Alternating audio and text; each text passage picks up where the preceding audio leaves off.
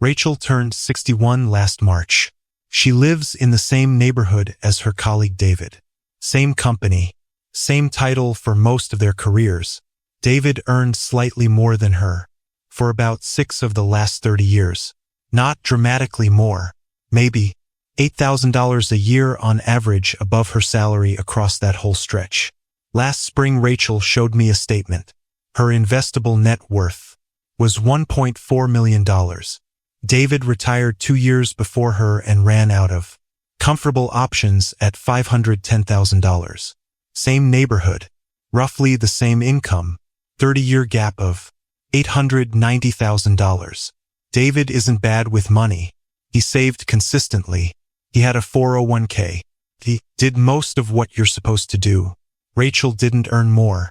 She didn't take wild risks. She didn't inherit anything. What Rachel did was make 3 decisions. Small ones. The kind nobody around her noticed when she made them. The kind that don't show up in your balance for the first decade and then quietly become everything in the second and third. I'm George. This channel is real personal finance for normal people. Not the version that tells you to skip lattes. The version that shows you the actual mechanics behind why some people's money compounds and other people's money just sits there. If you want the math that actually moves the number, hit subscribe. Most content about long-term wealth building gives you the same 3 answers. Start early. Invest consistently. Let compounding do the work. That's all true.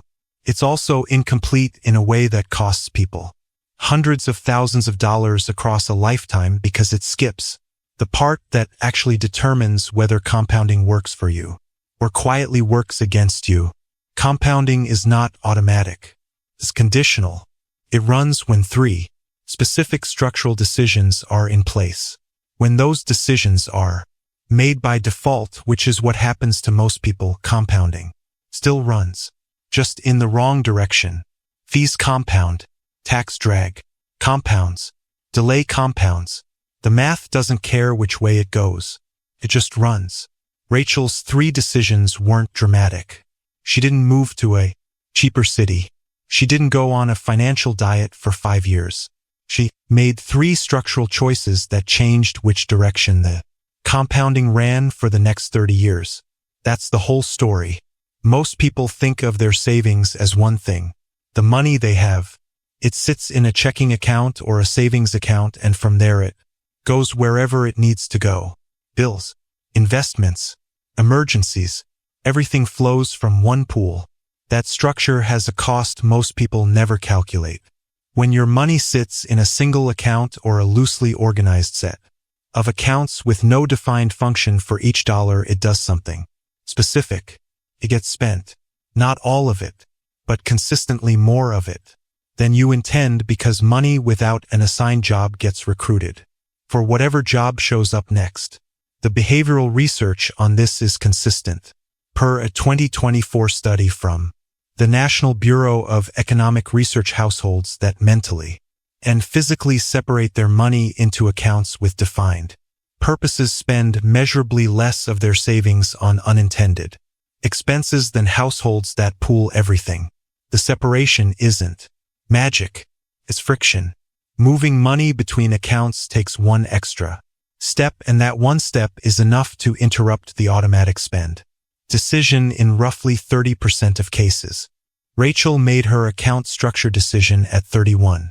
She opened 4 accounts at 2 different banks, checking for bills and daily spending, high-yield savings at a separate institution for her emergency buffer, a taxable brokerage for medium-term goals, and her 401k and Roth IRA, running in parallel for long-term compounding. The separation was the decision, not the amounts. 31 she had almost nothing in 3 of those 4 accounts. The Roth had maybe $800. The brokerage had $1,200. The high-yield savings had $3,400. The checking account was paying her rent and her groceries like everyone else's. What the structure did was create a default. Every dollar that came in already had a destination before it arrived. Her paycheck hit checking. A fixed transfer moved to high yield the same day. Smaller fixed transfer moved to the brokerage the same day. The 401k contribution came out before she ever saw the paycheck. The Roth contribution was automated on the first of every month. She didn't decide every month whether to save. The decision had already been made. The automation was just executing it. David's structure was simpler. Checking account, 401k through work, which he enrolled in because HR asked him to. A savings account he opened in his 20s that he moved money into when he remembered to. Nothing automated. Nothing separated by function. Everything flowing from one pool into whatever needed it. The difference in outcome at year 1 was invisible. At year 5 it was a rounding error. At year 30 it was most of that $890,000 gap. They wait until they have enough money to make the structure feel worth setting up. I'll organize my accounts when I have real money to put in them. That logic has the sequence backwards. The structure is what produces the money. The money doesn't produce the structure. A Roth IRA with $800 in it does one thing that a Roth IRA that hasn't been opened yet cannot do. It starts the 5-year clock. Converts you from someone who hasn't started to someone who has. Every future contribution lands in an account that's already running. The structural decision costs nothing. The delay costs years of compounding that cannot be recovered. Rachel's $800 Roth at 31 was worth more than David's $8,000 Roth. At 41, not because of the dollar difference, but because of the decade of clock time she had that he didn't. The money caught up. The clock never does. The account structure decision is the one almost no one talks about, because it doesn't feel like a financial decision. It feels like an administrative task. Open some accounts, set up some transfers. That's the whole thing, which is exactly why most people never do it. Deliberately, and exactly why the ones who do pull quietly ahead of everyone around them. Once your accounts exist, the next decision is which one fills first. Most people answer this question without realizing they're answering. Money comes in and goes where it always goes. The 401k gets whatever the default contribution rate HR set when they enrolled. The checking account absorbs everything else. The Roth gets funded in January if there's anything left over. Usually there isn't. That default sequence has a specific cost, and it's one of the most consistently overlooked wealth destroyers in middle-class personal finance. Every dollar you put to work is competing against every other place. That dollar could go. A dollar going into a 401k with a 50% employer match earns a guaranteed 50% return the moment it lands, before any market movement, before any fund performance. 50 cents of free money attached to every dollar. That is the highest guaranteed return available to any working adult in America. A dollar going into a savings account earning 4.5% in a high yield account is a good dollar, but it is not a 50% return dollar. The correct sequence runs like this. First, capture every dollar of employer match in your 401k because that 50% guaranteed return beats everything else on the list. Second, fill your Roth IRA to the annual limit because tax-free growth across 30 years compounds, without the tax drag that quietly erodes returns in every other wrapper. Third, return to your 401k and push contributions higher if you have remaining capacity. Fourth, build your taxable brokerage for flexibility and medium-term goals. Fifth, maintain your high yield savings buffer at the level that covers 3 to 6 months of expenses. That's the sequence. 5 steps in order based on the math of each dollar's highest return at each stage. David's sequence was different. He contributed 6% to his 401k, which captured his full employer match. That part was right. Then his remaining savings went into his checking account savings account mix with no Roth and no brokerage until his early 40s. By the time he opened a Roth IRA, he was 43. He funded it sporadically. Some years he hit the limit. Most years he didn't. The cost of that sequence wasn't visible in year 1 or year 5. It showed up in the tax drag across 30 years. Every dollar David earned in his taxable savings was taxed on the way in, taxed on the dividends annually, and taxed on the gains when he sold. Rachel's Roth dollars were taxed once on the way in at her early career lower tax rate and then never again. The growth, the dividends, the withdrawals in retirement, all of it tax-free. Per Vanguard's 2025 retirement research, the difference between a fully optimized contribution sequence and a default contribution pattern across a 30-year career at median income levels is approximately $180,000 to $240,000 of additional retirement wealth, holding all other variables equal. That gap isn't market outperformance. It's just the math of using the right wrappers in the right order. Most people think the sequence becomes relevant only when they have extra money. I'll optimize the order once I'm earning enough to have options. But the sequence matters most in the early years when compounding has the most time to run. A Roth dollar invested at 32 has 33 years to compound tax-free before a standard retirement at 65. A Roth dollar invested at 42 has 23 years. The same dollar, the same market returns. 10 fewer years of tax-free compounding is worth roughly 100% of the original dollar at a 7% real return rate. You don't optimize the sequence when you have more money. You optimize it now so that the dollars you already have are working in the highest return order available to them. Rachel got her sequence right at 31. Not perfectly. She didn't max her Roth every year in her 30s. But the account existed and received something every year. The order was right even when the amounts were small. That's what made the difference. The third decision is the one with the most emotional resistance attached to it and the one where delay is most expensive. It's the decision about when you start your long-term investment clock, not how much you invest, not which funds you pick, just when the account opens and receives its first contribution. Most people delay this decision for a reasonable-sounding reason. Want to pay off my debt first. I want to build my emergency fund first.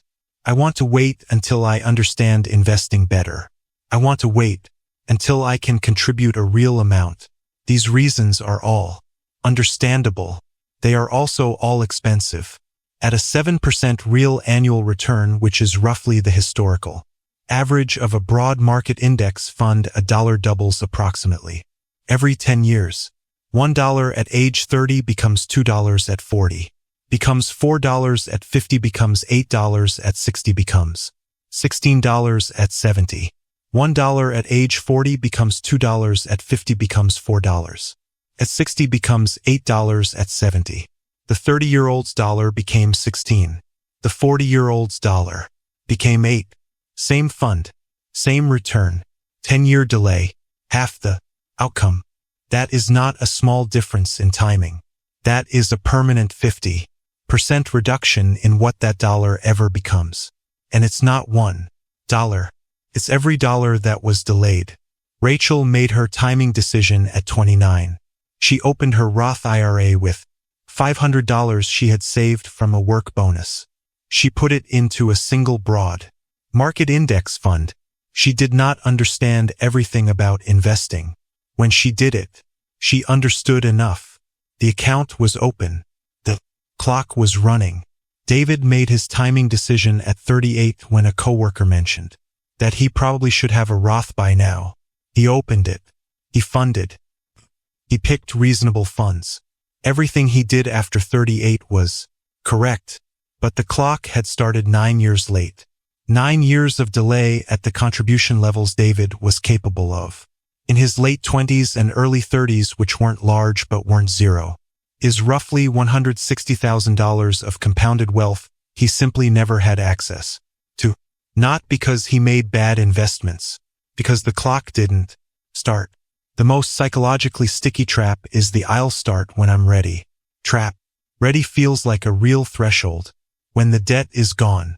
When the emergency fund is full. When I understand the market better. When The kids are older. When the salary is higher. Ready never arrives. As a moment.